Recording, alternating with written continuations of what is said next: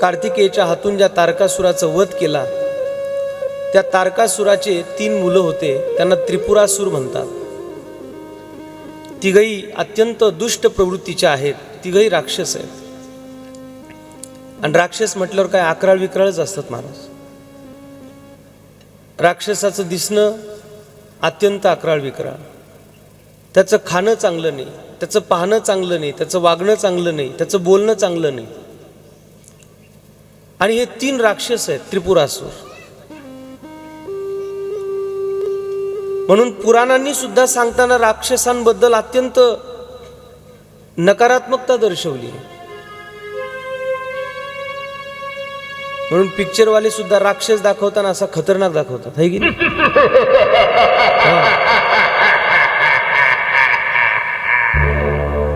अमरीश पुरी जेवढा खतरनाक दाखवतात तेवढा दुसरा दाखवतात का?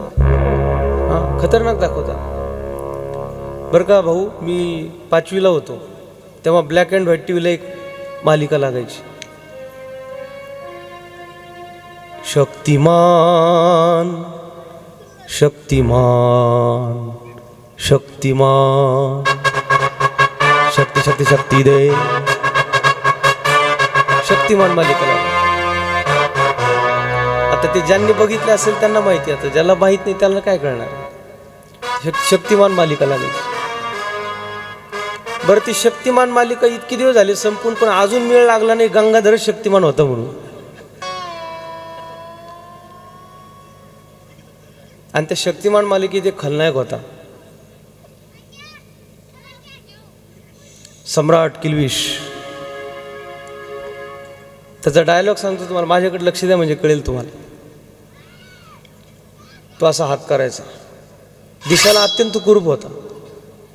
अंधेरा कायम रहेगा.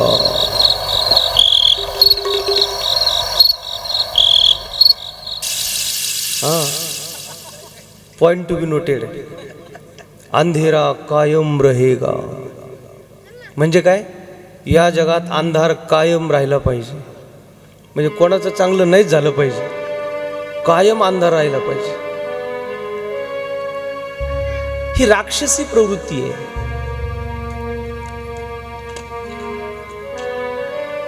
आणि म्हणून आपले दोष आपल्याला जगात चांगलं पाहू देत नाहीत. ही राक्षस प्रवृत्ती आहे. ज्यांनी ज्यांनी आपल्या ठिकाणी ही राक्षस प्रवृत्ती वाढवली ती लोक समाजातून बाद झाली महाराज. कोण विचारत नाही. पण ज्या ज्या लोकांनी आपल्या ठिकाणी दैवी संपत्ती धारण केली ती लोक आज आपल्या मागे जे फोटो लागलेत ना, भगवान बाबांचे, वामन भाऊंचे, भीमसे बाबांचे, ही दैवी संपत्ती जतन केलेली त्यांनी. दैवी संपत्ती. अभयम सत्व संशुद्धिर ज्ञान योग व्यवस्थितिः दानं दमश्च यज्ञश्च स्वाध्यायस्तपार्जवम् अहिंसा सत्यम क्रोधस्त्याग शान्तिरपैशुनम् दया भूतेषु लुलुप्त्वं मार्दवं विरचापलम् तेजक्षमा धृतिशौच मद्रोहनातिमानिता भवन्ति संपदं दैवीमभिजातस्य भारत. हे श्रीमद भगवद्गीतेने 16व्या अध्यायात दैवी संपत्ती सांगितलेली आहे. आणि ही दैवी संपत्ती ज्याला ज्याला धारण करता आली ती लोक देव झालीत महाराज. नाही तर काय आपल्यासारखेच होते ना, हात पाय डोळे कान नाक त्वचा आपल्यासारखेच होते. पण आज लाखो समाज त्यांची पूजा करतो. याच्या विरुद्ध काही लोकांनी आपल्या ठिकाणी आसुरी प्रवृत्ती वाढवली. दंभो दर्पोऽभिमानश्च क्रोध पारुष्यमेव च अज्ञानं चाभिजातस्य पार्थ संपदम आसुरीम. ज्यांनी दंभ वाढवला, क्रोध वाढवला, काम वाढवला ती लोक आपल्यातूनच राक्षस झाली महाराज. रावणाची पूजा करतं का कोणी? नाही करत. हिरण्यकश्यपूची पूजा करतं कोणी? रावणाचं मंदिर बांधायचं धाडस नाही करत कुणी. हिरण्यकश्यपूचं मंदिर बांधत नाही कुणी. असं काही कायद्याने बंधन थोडंच आहे आपल्याला का रावणाचं मंदिर बांधू नका म्हणून, पण नाही बांधत. का? सगळ्यांना माहिती आहे रावण हा अवगुणाचा पुतळा आहे, रावण हा पापाचा पुतळा आहे. रावणाच्या सोबत अनेक लोक असतील, पण त्यांचंही म्हणणं आहे का रावण चुकीचा आहे. काय पिणाराच पिणाऱ्याला सांगत असतो, अहो आम्ही पण पितो, पण घराच्या आत पितो, आमचा अजिबात कोणाला त्रास नाही.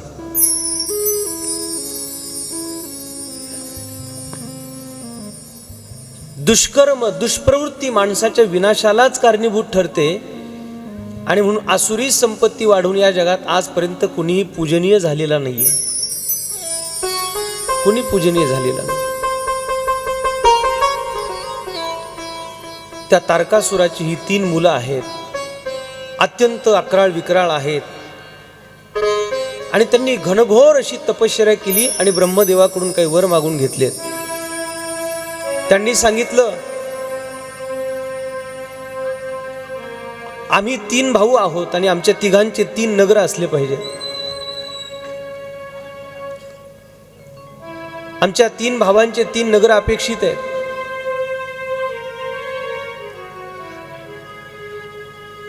स्वर्ग, पाताळ आणि आकाश या 3 ठिकाणी या 3 भावांनी 3 लोक बांधलेले आहेत. आणि संपूर्ण सृष्टीत पृथ्वीवर हाहाकार त्यांनी उडवलेला आहे.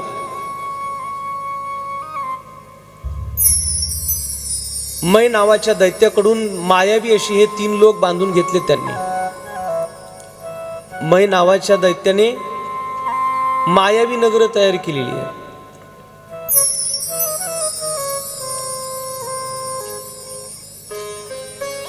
तो दुर्योधन गेला होता एकदा मै नगरी बघायला.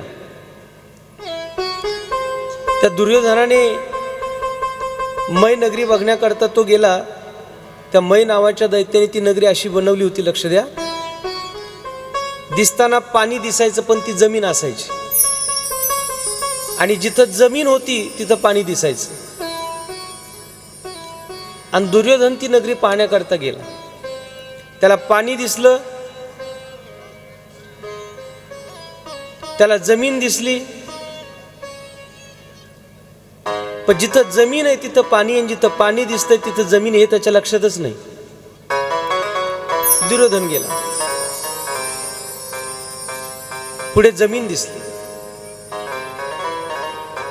पाय टाकायचा तेवढ्यात एक दासी तिथं आली आणि तिने सांगितलं, म्हणली महाराज तुम्ही थोडंसं धोतर वर धरा, म्हटली तिथं पाणी आहे. आता तो दुर्योधनच होता, राजकारणी गडी येतो, त्याचा एवढ्या लवकर विश्वास नाही बसणार. त्याने सांगितलं मला इथं सरळ सरळ जमीन दिसते आणि तुम्ही म्हणता इथं पाणी आहे. त्याचा विश्वास बसला नाही. त्याने पाऊल टाकल्यावर त्याला लक्षात आलं की ही खरोखर जमीन होती. थोडंसं पुढं गेला, आता जमीन दिसली. दासी म्हणली महाराज आता धोतर वर धरा, ती दिसते जमीन पण ते पाणी आहे.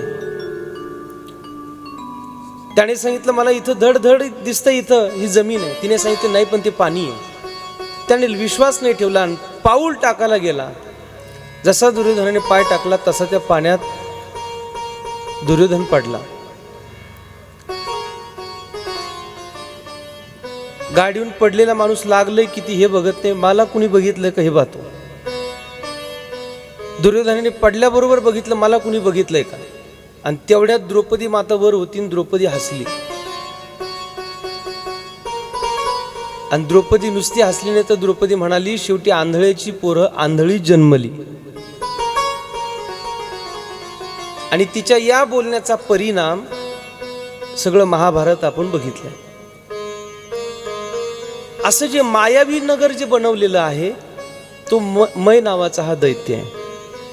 आणि त्या मै दैत्याकडून हे 3 लोक 3 नगर बनवून घेतले. आणि हे 3 दैत्य तिथं राहत आहेत. संपूर्ण पृथ्वीवर त्या ठिकाणी अधर्म त्यांनी माजवलेला आहे. सगळ्या देवादिकांनी भगवान विष्णूची प्रार्थना केली. सांगितलं प्रभू असे असे 3 दैत्य आहेत, संपूर्ण जगाला त्रस्त करतायत.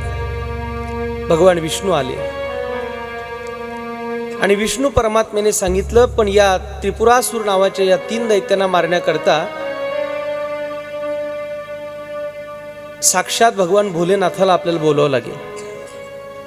आणि म्हणून सगळ्या देवादिकांनी भगवान शिवशंकराची प्रार्थना केली. भगवान भोलेनाथांनी सांगितलं, त्रिपुरासूर दैत्य जे आहेत ते माझीच तपश्चर्या करतात आणि माझ्याच उपासनेच्या जोरावर ते फार मोठे झालेत. अगोदर त्यांच्याकडून अधर्म करून घ्या, त्यांना अधर्म शास्त्र शिकवा. देवादिकांनी त्या त्रिपुरासुरांकडून अत्यंत मोठा अधर्म करून घेतला. त्यांना अधर्माची शास्त्र विद्या शिकवली. त्यांना सांगितलं, अरे हे तप करणं, व्रतवैकल्य करणं वगैरे हे काय करत बसलात? शरीर एकदाच मिळतं. एकदाच मिळणाऱ्या या शरीराकरता खा प्या आयुष करा मरा, हे जे तत्वज्ञान आहे ना आत्ताचं, हे त्या काळातल्या त्या त्रिपुरासुरांना सांगितलं गेलं. मानवी शरीर हे एकदाच मिळतं आणि म्हणून स्वैराचाराने जगावं, पुन्हा पुन्हा जन्म नाही, असं स्वैराचारी प्रवृत्तीने त्या ठिकाणी ही त्रिपुरासूर जगतायत. आणि मग भोलेनाथांनी त्यांच्याकडून अत्यंत मोठं अधर्म कृत्य करून घेतल्यानंतर सगळ्या देवादिकांना सांगितलं, आता त्यांना मारण्याची वेळ आली आहे. विश्वकर्म्याकडून एक मोठा पृथ्वीचा रथ बनवलेला आहे. चंद्र आणि सूर्याची 2 चाक आहेत त्या रथाला. सगळ्या देवादिकांनी मदत करायचं ठरवलं आणि भगवान भोलेनाथ पहिल्यांदा रथावर आरूढ होऊन त्या मय त्रिपुरासूर नावाच्या 3 दैत्यांना मारण्याकरता दाखल झाले. युद्धाला प्रारंभ झाला. अत्यंत घणाघाती असं युद्ध चालू झालं. पण जोपर्यंत भगवान शंकराच्या समोर एका बाणात ते 3 दैत्य येत नाही तोपर्यंत त्यांना मरण नव्हतं. पहिल्यांदा भोलेनाथांनी त्यांच्या 3 नगरावर बाण सोडला आणि पहिल्या बाणात त्याची 3 नगरं उद्ध्वस्त केली. आणि भोलेनाथाच्या टप्प्यात ते 3 दैत्य आले. मायावी असल्यामुळे कधी दिसायचे, कधी अदृश्य व्हायचे, कधी दृश्य तर कधी अदृश्य. भोलेनाथांनी त्या त्रिपुरासुरांना एका टप्प्यात घेतला आणि आपला बाण मारला. तेव्हा ते 3ही दैत्य भगवान भोलेनाथाच्या बाणाने धारातीर्थी पडले. आणि जेव्हा त्रिपुरासुरांचा नाश झाला तेव्हा सगळ्या देवादिकांनी भोलेनाथाचा जय जयकार केला. नमः पार्वती पते हर हर हर महा